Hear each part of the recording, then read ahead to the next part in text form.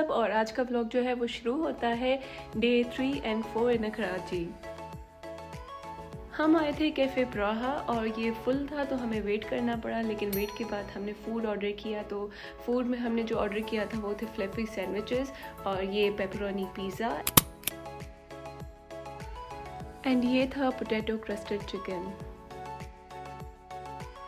Food की बात करें तो फूड इनका बहुत यमी था, 10 आउट ऑफ 10। इतना मज़े का था कि मैं यहाँ पे दोबारा ज़रूर आऊँगी। और मतलब आगे मैं आपको दिखा रही हूँ जो इनका डिज़र्ट था ना, ये देखें इतना फ्लफ़ी था ये, प्लस में वो बिल्कुल हॉट सर्व कर रहे थे ये डिज़र्ट।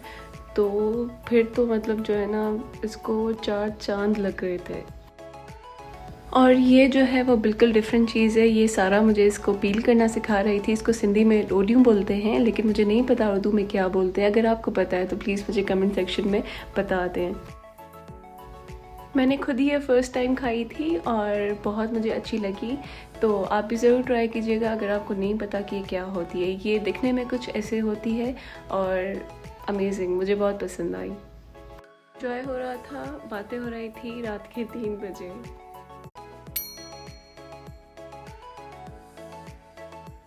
तो यहाँ पे मैं नीचे से कॉफ़ी बना के ऊपर जा रही थी। आई नो मेरी कॉफ़ी बहुत जो है वो डार्क लग रही है, बिल्कुल चाय की तरह लग रही है, लेकिन मैं कॉफ़ी जो है वो इतनी ही डार्क पीती हूँ क्योंकि मुझे जो फीकी फीकी कॉफ़ी है वो मज़ा ही नहीं देती, कोई टेस्ट ही नहीं आता कॉफ़ी का।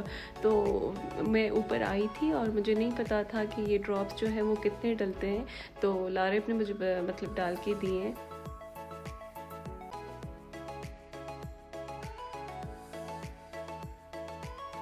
Here is my cousin. He came to pick me for food. I barely know how to drive. What? I barely know how to drive. Oh, defence तक ऐसे ही है। so much light. This is so sweet of him. इसने मुझे कहा कि आप कराची आई हैं तो मेरे साथ चलें, हम जो है बाहर डिनर करते हैं सबके साथ मिलके। तो हम सब जो है एहसन के साथ गए थे और फिर हमने जो है ऑसीज़ पे खाना खाया।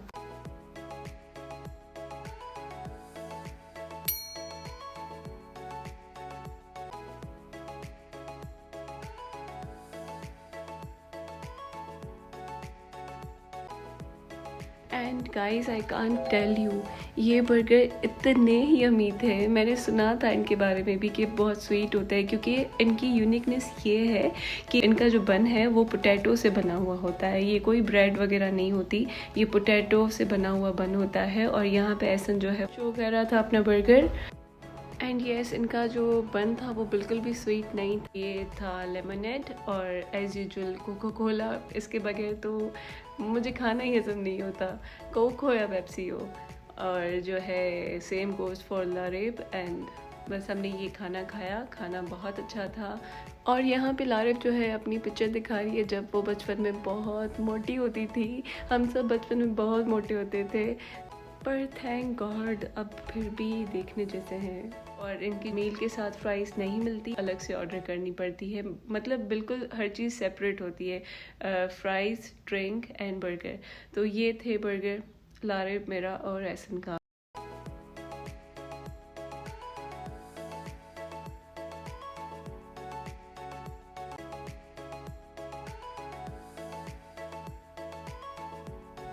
अब हम जा रहे थे वापस घर, लेकिन घर जाने से पहले हमने एहसन को बोला कि हमें पान लेके दो, और उसने हमें पान लेके दिया। एंड देन उसके बाद फाइनली हम घर गए थे। एंड हम घर आ गए थे और घर आते ही सारा से मेरी बात हुई है। सारा ने मुझे कहा कि मुझे फ्रेंच नेल्स बाहर से करवाने हैं, पर मुझे आते थे फ्रेंच नेल्स करना। तो मैंने उसे कहा कि मैं तुम्हारे लिए फ्रेंच नेल्स कर देती हूँ घर पे ही, लेकिन तुम सिर्फ रिकॉर्ड करो ताकि मैं आपके साथ भी शेयर कर सकूँ कि फ्रेंच नेल्स आप घर पे कैसे कर सकते हैं। आपको जितनी वाइट टिप चाहिए उतनी जगह छोड़ के आपको ऐसे टेप लगा देनी है,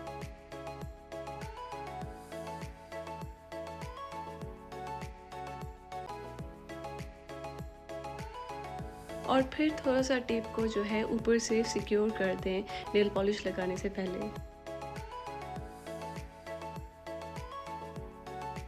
बस इसी तरह से आपको रफली वाइट नेल पॉलिश लगानी है, टेप के ऊपर ही भले चली जाए कोई मसला नहीं है। ये लगा के टेप को जो है वो पील करना है। आप जब पील करेंगे तो बिल्कुल स्ट्रेट लाइन बन जाती है, जैसे आप पॉलर वगैरह से करवाते हैं।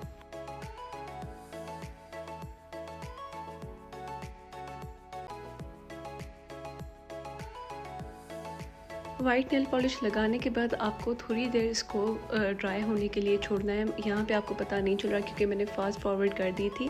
और इसी तरीके से आपने बिल्कुल ध्यान से टेप को उतारना है। तो देखिए ये कितनी वाइट जो है स्ट्रेट लाइन बन रही थी। और अगर आपको लगे कि आपका थोड़ा सा हाथ लग गया है वाइट पे, तो आप उसको नेल पॉलिश की मदद से उसको फिल कर सकते हैं। टेप पील के बाद आपका जो नेक्स्ट स्टेप है वो है कि आपने कॉटन बड लेनी है रिमूवर में डिप करके, और जो भी आपका साइडों में से एक्सेसिव कलर लग जाता है उसको आप रिमूव कर सकते हैं इसकी मदद से। उसके बाद आपने नेल ट्रांसपेरेंट ग्लॉस अप्लाई कर देनी है, और इसके बाद जो है कुछ भी नहीं करना, आपके फ्रेंच नेल्स तैयार हैं।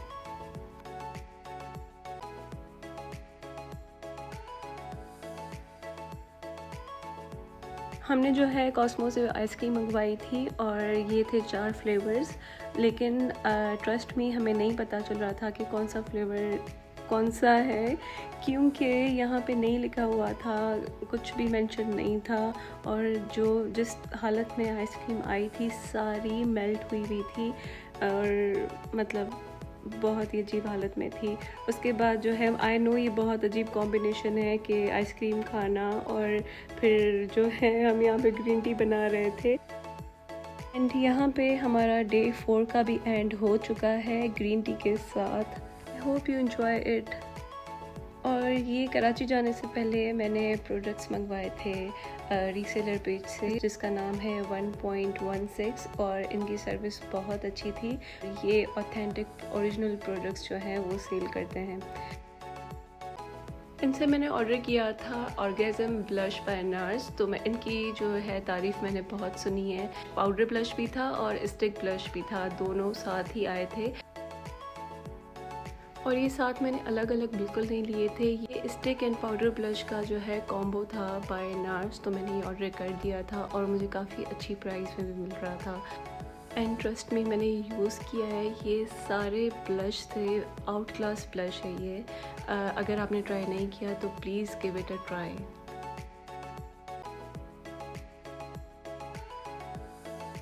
एंड दूसरी जो चीज़ मैंने ऑर्डर की थी वो था क्लिनिक का सेट, जिसमें फेस वॉश था, टोनर था एंड मॉइस्चराइज़र था।